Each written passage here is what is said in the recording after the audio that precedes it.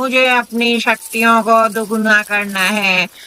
गांव में डायन रोज रात को सोते हुए लोगों की चोटी काटा करती थी। चलो मैं किसी गांव की तलाश करती हूँ। ये गांव सही लग रहा है और मुझे लगता है इसमें मुझे लंबी चोटी वाली महिलाएं जरूर मिल जाएंगी। हा हा हा। अरे वाह, ये तो बड़ी गहरी नींद में सो रही है। मेरा तो काम हो जाएगा, इसकी लंबी लंबी चोटी मैं काट लेती हूँ। और रोज रात को वो डायन आती और किसी न किसी महिला की सोती हुई की चोटी काटकर अपने साथ ले जाती थी।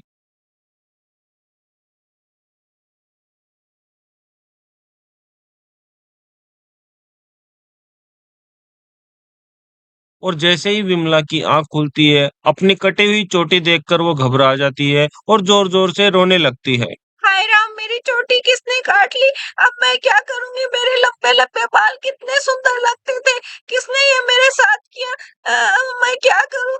चलो बाहर चल के देखती हूँ कि कौन है। और किसने मेरे विमला साथ ये रोते मजाक रोते किया है? किसी डायन के ने भी पीछे किया है, ये अच्छा बाहर नहीं चल किया है। पड़ती मैं है बाहर और जाके देखती है देखती कि हूँ। आखिर ये देखती हूँ किसने कोई दिखता चोटी है या काटी नहीं है मेरी। दिखता है। और विमला के बाहर आने पर उसे कोई नहीं दिखाई देता और अचानक विमला को डायन उड़ती हुई दिखाई देती है और विमला के होश उड़ जाते हैं। हाय राम, मेरी चोटी इस डायन ने काट ली। चोटी काटने वाले डायन ने काट ली। अब क्या होगा इस गांव का? ये डायन किसी का भी पीछा नहीं छोड़ेगी। ये सबकी चोटियां काट काट के ले जाएगी। मुझे सबको बताना चाहिए। और अगले दिन सुबह विमला की कटी चोटी की खबर पूरे गांव में आग की तरह फैल जाती है और सभी लोग आपस में बात करने लगते हैं। अरे मुखिया जी, सुना है हमारे गांव में कोई चोटी काटने वाली डायन आई हुई है जो सोते हुए सभी महिलाओं की चोटी काट कर ले जाती है। हाँ शंभू, तुम बोल तो सही रहे हो। मेरे भी सुनने में यही आया कि एक डायन सबकी चोटी काट रही है। और इधर गांव की महिलाओं के बीच में भी एक ही चर्चा का विषय था कि चोटी कौन काट रहा है, चोटी वाली डायन कहाँ से आती है। अरे दादी अम्मा, आजकल तो हमें इतना डर लगने लग गया है कि कहीं चोटी काटने वाली चुड़ैल हमारे घर में ना आ जाए। मेरे तो चोटी नहीं है, पर मेरी मम्मी और भाभी पूरे 3 दिन से सोए नहीं है। क्या करे दादी अम्मा, बहुत डर सा लग रहा है। अरे मौसी, हमें भी बहुत डर लग रहा है। पता नहीं इस चुड़ैल को चोटी काटने में क्या मजा आता है और ये लोगों की चोटी क्यों काट रही है। आजकल तो इस डर डर में नींद भी नहीं आती है। क्या करें हम लोग? और पूरा गांव बहुत ही डर डर कर जी रहा था क्योंकि चोटी काटने वाली डायन से पूरा गांव डरने लगा था। ना जाने अगला नंबर किसका हो और किसके घर में जाकर चोटी काटने वाली डायन उसकी चोटी काट के ले जाए। और इस बात को लेकर शंभू भी चिंतित हो जाता है और तुरंत अपने घर की ओर दौड़ पड़ता है ताकि उसकी पत्नी गौरी की कहीं डायन चोटी काट के ना ले जाए।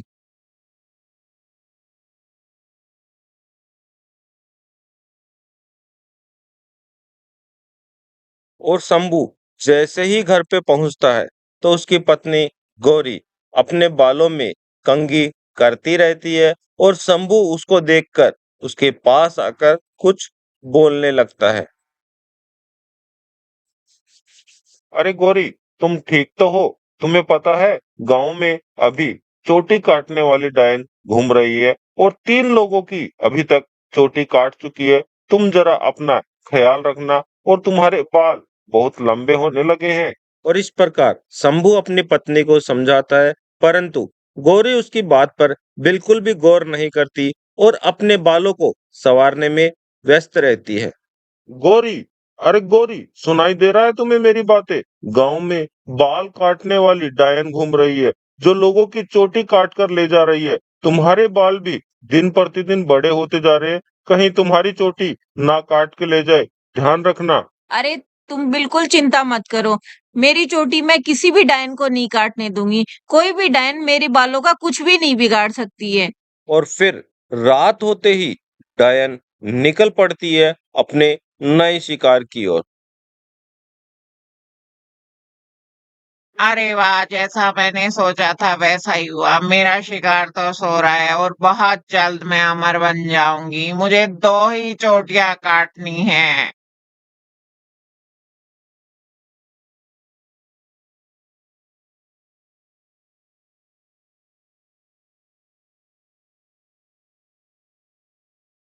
दैया रे दैया, क्या करूं मैं? मैंने कितने दिन से अपनी चोटी को संभाल के रखा था और अब इस टायर ने मेरी चोटी को भी काट लिया। दैया रे दैया, क्या करूं मैं अब? और इस प्रकार डायन का प्रकोप बढ़ता जाता है और वो एक एक कर सभी महिलाओं की चोटी काटने लगती है।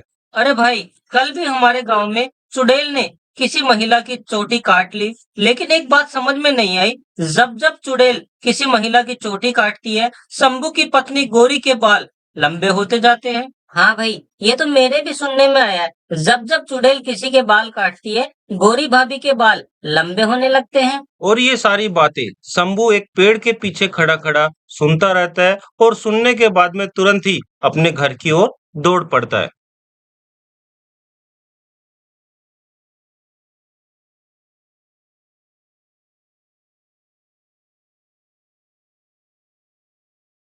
और जैसे ही शंभू घर पे पहुंचता है तो क्या देखता है कि वाकई में उसकी पत्नी गौरी के बाल पहले से ज्यादा लंबे और घने हो गए हैं और गौरी भी बैठी बैठी अपने बालों को ही संवारती रहती है।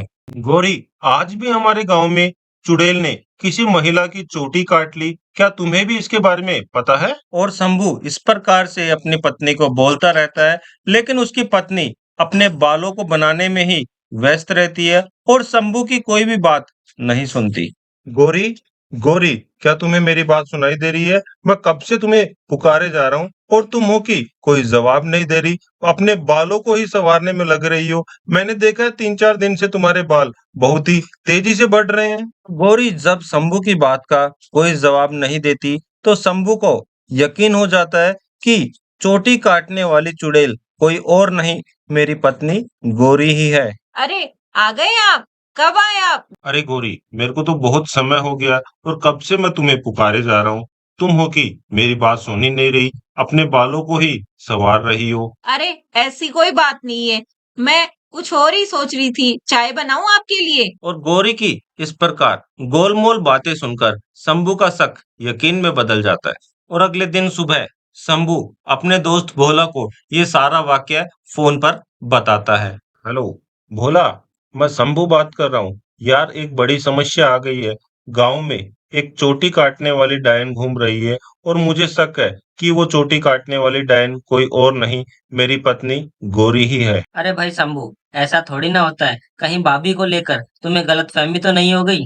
अरे नहीं बोला, मुझे यकीन है, क्योंकि जब भी किसी महिला की चोटी कटती है, तेरी भाभी गौरी के बाल बढ़ जाते हैं। अच्छा, ऐसी बात है तो बिल्कुल भी घबरा मत। कल ही मैं गांव के लिए रवाना होता हूँ और कल ही हम इस बात का पता लगाएंगे।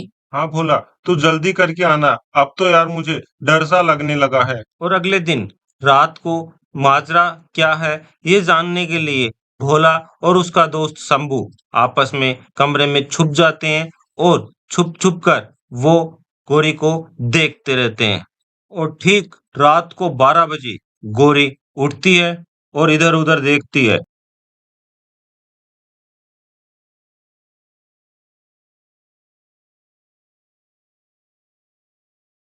और शंभू और भोला गोरी का पीछा करते करते उसके पीछे चल पड़ते हैं।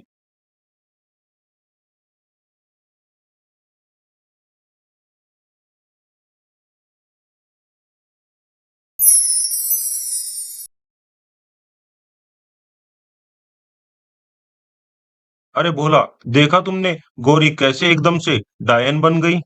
और जैसे ही चुड़ैल महिला को अपना शिकार बनाने लगती है, तभी उसका पति उससे बोल पड़ता है। अरे गौरी, ऐसा मत करो, तुम क्यों इन महिलाओं की चोटी काट रही हो? और आवाज सुन, चुड़ैल पीछे मुड़कर देखती है और बोलती है। हा हा हा, हा हा हा। मैं कोई गोरी वोरी नहीं हूँ। मैं चुड़ैल हूँ, चोटी काटने वाली चुड़ैल। अरे गौरी भाभी, देखो मैं भोला तुम्हारा देवर, तुम लोगों की चोटी क्यों काट रही हो? क्या हो गया है तुम्हें? चले जाओ यहाँ से, वरना मैं तुम्हारा गला काट के तुम्हारा खून पी जाऊंगी। और शंभू चुड़ैल को अपनी बातों में लगाता है और भोला पीछे से जाता है और चुड़ैल की ही चोटी काट डालता है। अरे, ये क्या कर डाला तूने? मेरी चोटी ही काट दी। मेरा दम घुट रहा है। मेरी तपस्या तूने भंग कर दी। मैं जल रही हूँ। कोई बचाओ मुझे, कोई बचाओ मुझे। अरे अच्छा हुआ जो तुमने मुझे इस चुड़ैल से मुक्ति दिला दी, वरना ये पता नहीं मेरा क्या करती। और इस प्रकार शंभू अपनी पत्नी गौरी को चुड़ैल के चंगुल से मुक्त कराता है और गांव को भी बाल काटने वाली चुड़ैल से मुक्ति मिल जाती है।